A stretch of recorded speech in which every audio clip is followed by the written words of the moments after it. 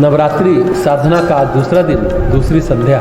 हम लोग इस बार रामचरितमानस के चित्रकूट प्रसंग की चर्चा कर रहे हैं। चित्त शुद्धि का अष्टांग योग। चित्रकूट का पहला स्थल भरतकूप। चित्रकूट तीर्थ क्षेत्र की महिमा पर हम लोग जो चर्चा वार्ता कर रहे हैं उसका भौगोलिक और आध्यात्मिक महत्व बहुत गहरा है।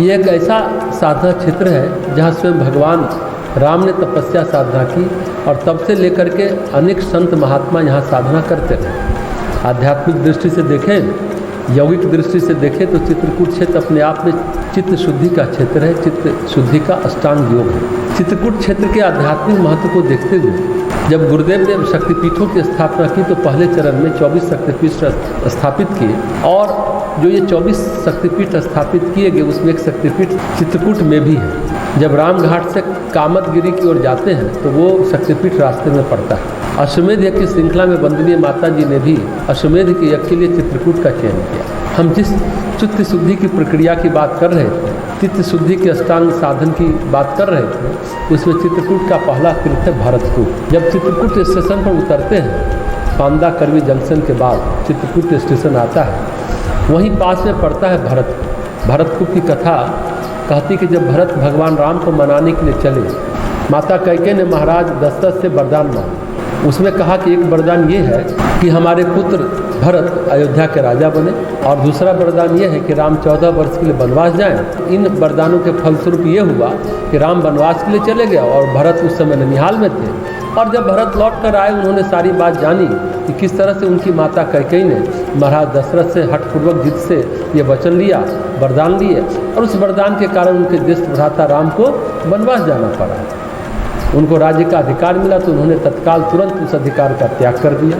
बोले राम हमारे ज्येष्ठ भ्राता हैं, राम बड़े भाई हैं, राज्य पर अधिकार उनका है, हम उनके अधिकार का स्पर्श नहीं करेंगे। भगवान श्री राम के भाइयों में परस्पर अगाध प्रेम था, सघन प्रेम था। राम भरत लक्ष्मण शत्रुघ्न चारों भाई आपस में गहरा प्रेम करते, गहरी आत्मीयता थी, गहरा अपनत्व था। भरत ने ब्रह्मर्षि वशिष्ठ से मंत्रणा की और ये निश्चय किया कि वो राम को मनाने के लिए बन जाएंगे।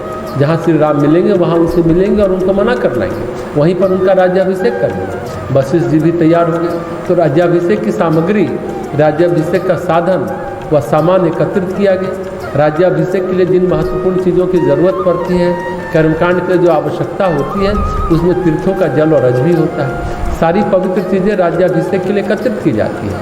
भरत ने उसके बाद चतुरंगिनी सेना लेकर के माताओं के साथ, पुरजनों के साथ, परिजनों के साथ, ऋषियों के साथ, वशिष्ठ जी के साथ, सबको साथ लेकर के भरत वन की ओर चले। उस ओर चले जिस ओर श्री राम जी गए थे, उसी पथ पर चले, उसी रास्ते पर चले, उन्हीं मार्गों पर चले जिन मार्गों पर राम चले थे। पहले भरद्वाज जी के यहाँ प्रयाग पहुँचे, उसके बाद निषाद को साथ लिए।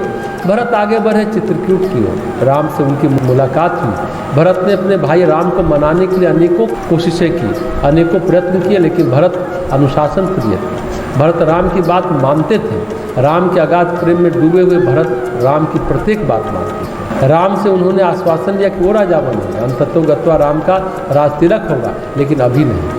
अभी दोनों भाई पिता के वचनों के अनुसार कार्य करें। राम वन में रहेंगे, भरत अयोध्या में रह करके राम के प्रतिनिधि के रूप में राज्यभार संभालेंगे। राम ने खड़ाऊ दी, अपना प्रतीक चिन्ह दिया।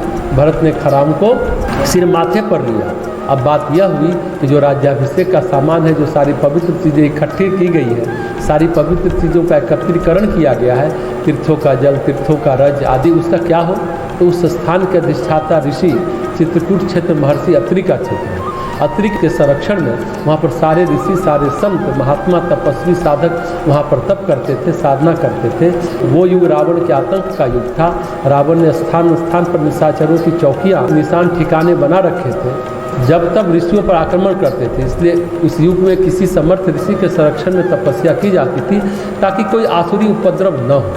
चित्रकूट का क्षेत्र महर्षि अत्रि अनुसुईया का क्षेत्र था। अत्रि अनुसुईया का तप बड़ा ही दुर्धर्ष, बहुत ही उत्कृष्ट तप था। उस तप की आभा धरती पर व अन्य लोकों में भी बिखरी हुई थी। उनके संरक्षण में रह करके सब लोग तपस्या करते थे।